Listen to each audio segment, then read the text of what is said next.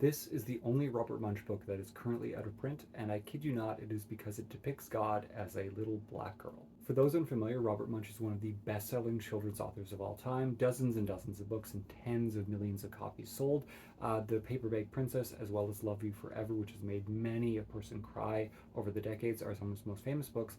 But this was published in 1989 and was banned in a lot of Ontario and Canada, where Robert Munsch actually writes. It's called Giant, or Waiting for the Thursday Boat, and it of course follows a giant in Ireland who's mad at God for getting St. Patrick to kick all the snakes, elves, and magical creatures out of Ireland, so he wants to attack and beat up God.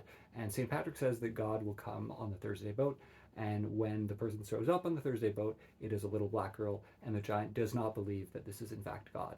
The book is a little odd, but it isn't particularly offensive. But when it came out, there were enough Christian groups that campaigned to have it banned from various schools, and it never really recovered, such that it is only one of Munsch's books that is currently out of print, and it actually costs quite a bit of money to try to find a copy online.